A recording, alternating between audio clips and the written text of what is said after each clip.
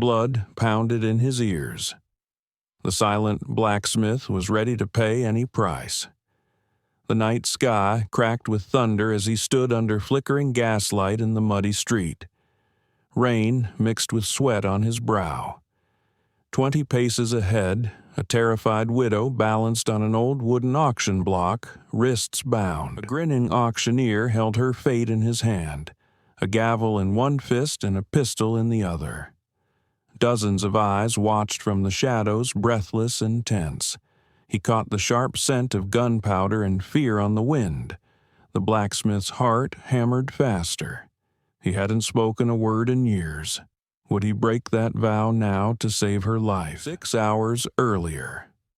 Molten iron sizzled as he plunged the horseshoe into a barrel of water.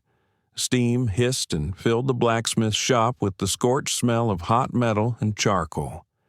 Even at midday, Lantern Creek's dusty main street baked under the sun.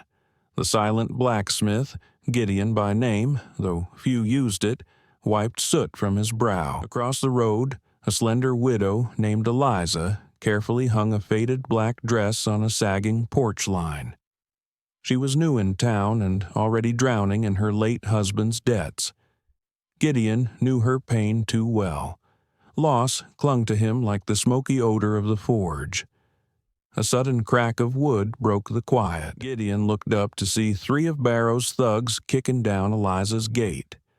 Barrow, the ruthless land baron, strode in behind them, twirling a gold pocket watch. "Clock's ticking, ma'am," Barrow sneered, loud enough for the whole street to hear. "Debt's due by sundown, or I start auctioning off everything you own." His cold eyes drifted to Eliza's frightened face and lingered a beat too long. "Everything."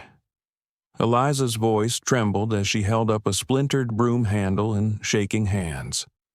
Across the street, Gideon's teeth clenched. His nostrils flared at the bitter scent of sawdust and fear wafting from her yard. A vow of silence chained his tongue, but he would not stand by and watch innocent blood spilled. Barrow's men advanced, boots grinding dry dirt. Gideon stepped out of his shop shadows, hammer still in hand. 6 hours remained until sunset. How could a voiceless man possibly stop the inevitable?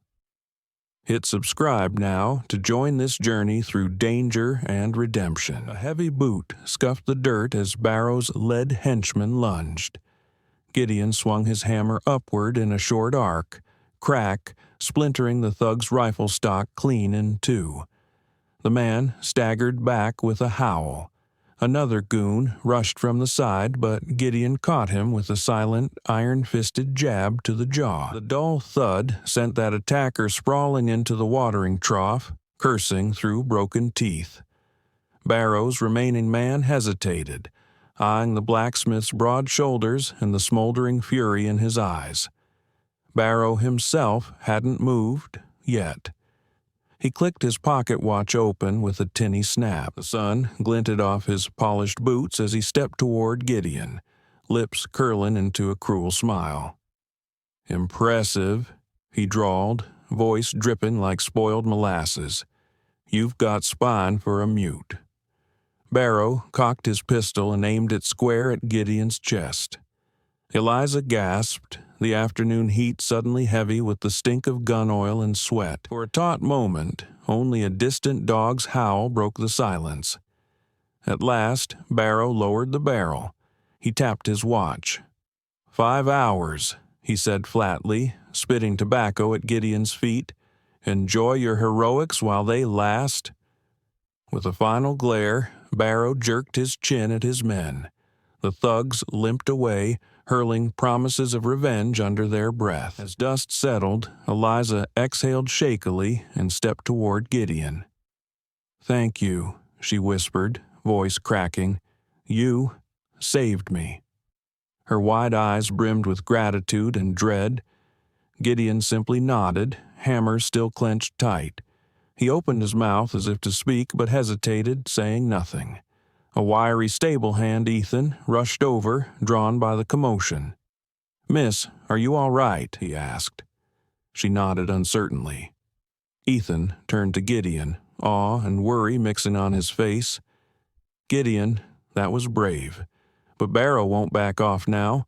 We only got 5 hours till sundown. What do we do?"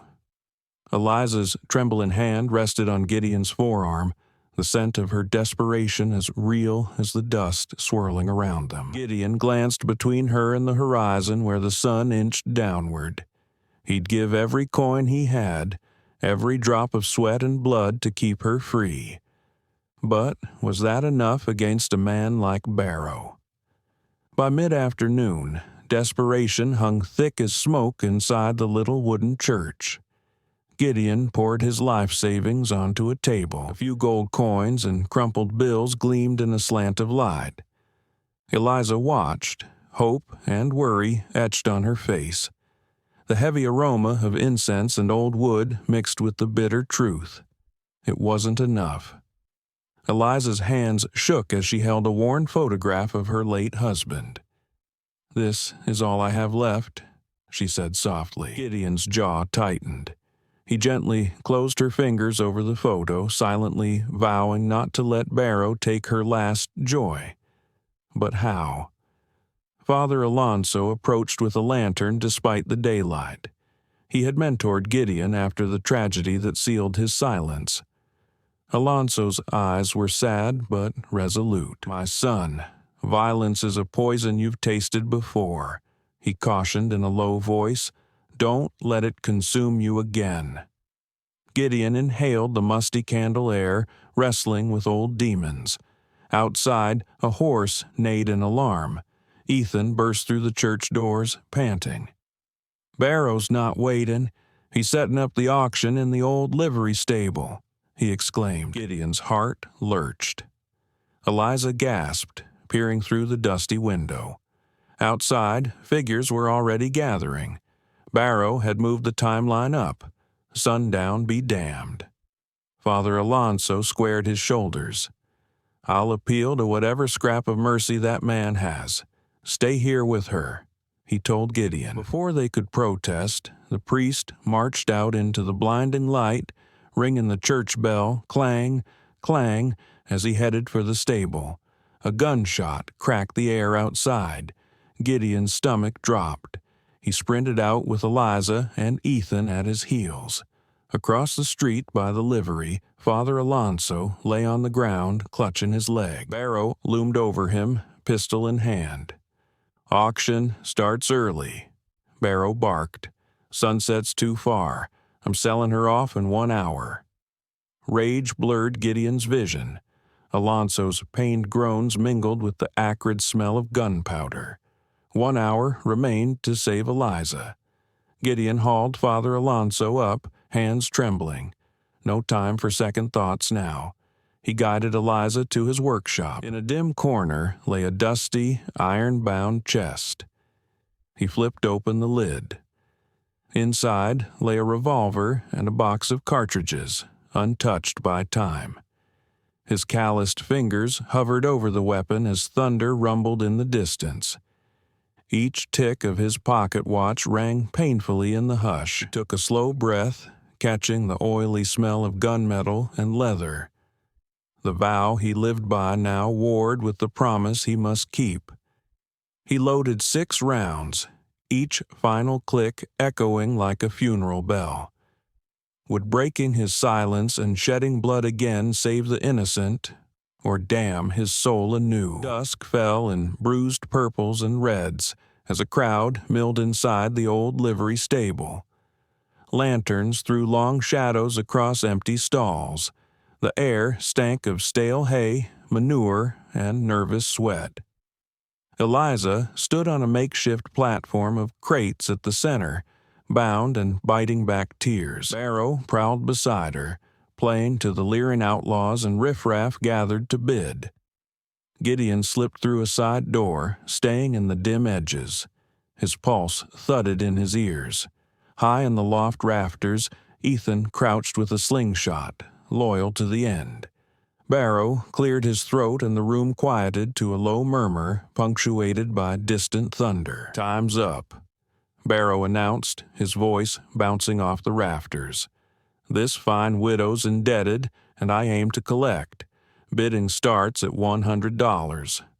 100, barked one bidder. 200, shouted another. 250, snarled a mustached saloon owner. Barrow grinned wolfishly. But then a calm, deep voice cut through the clamor from the back. 500, Gideon said. Those two words echoed like a cannon shot. Heads turned in disbelief. The silent blacksmith had spoken. A hush fell, broken only by the patter of rain beginning to strike the roof. Barrow's eyes went wide, then narrowed. He hadn't expected the mute blacksmith to appear, much less bid. 500, going once. Barrow's jaw twitched. No one dared counter that sum. Going twice? Sold, Barrow spat at last. He shoved Eliza off the crates. Gideon caught her as she stumbled into his arms. Her sob of relief was lost in a sudden crash of thunder. Gideon set her gently aside. He tossed the heavy saddlebag of his savings at Barrow's feet, coins and bills spilling out. Barrow's greedy gaze flicked down to the money. For a moment, it seemed the nightmare might truly end. But then Barrow's lip curled. "Kill him," he barked. Barrow drew his six-shooter. Half a dozen henchmen leveled their guns at Gideon. Eliza screamed as the first muzzle flash lit up the dark. Gideon lunged sideways behind an old oak feed trough as gunfire erupted. Was his sacrifice about to be repaid with lead? Gunfire tore through the stable, splintering wood. An oil lantern crashed down and ignited a bale of hay in flames. Panicked horses kicked their stalls, adding shrill whinnies to the chaos. Gideon ducked behind a feed trough as bullets thudded into its thick oak. Acrid smoke burned his nostrils. Eliza crouched behind a toppled barrel, coughing.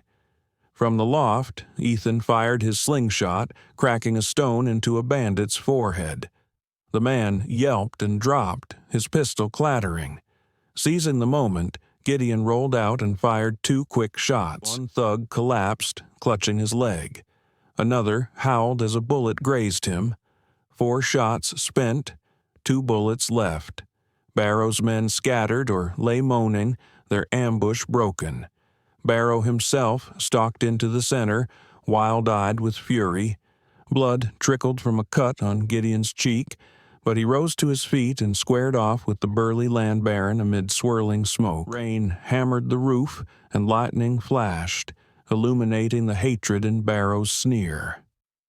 "Should have stayed silent," Barrow snarled, leveling his gun at Gideon. But before he could fire, a spooked horse burst from a stall behind him with a shrill neigh. The massive mare reared between them. Barrow stumbled back to avoid the flailing hooves. Gideon lunged and swung his heavy revolver like a hammer, cracking Barrow across the jaw. Bone snapped. Barrow fell hard onto the dirt, his gun skittering away. Gideon kicked Barrow's pistol away, chest heaving. It would be so easy to end him here and now. Every fiber of his being screamed for vengeance. Suddenly, a gunshot rang out from behind. Gideon flinched, but Barrow only gasped, a red stain blooming on his shirt. The land baron slumped face first into the mud, dead. Through the gun smoke stepped a lean figure in a black duster, revolver in hand. He pulled down a bandana from his face, revealing a gaunt, bitter visage. "Hello, brother," the man drawled, voice cold as a grave. Gideon's blood ran cold. It was Jebediah Cole, once as close as a brother, long presumed dead. Lightning lit the stranger's face, revealing a long scar and twisted grin. Jebediah cocked the revolver's hammer. "Surprised to see me." Gideon's heart pounded. The worst was not over. His past had caught up to him. What ultimate price would this bloody reunion demand? Rain poured through the holes in the roof as Gideon faced Jebediah in the smoking ruins. The acrid odor of charred wood hung in the rain-chilled air. Eliza stood trembling at Gideon's side, her wrists finally freed.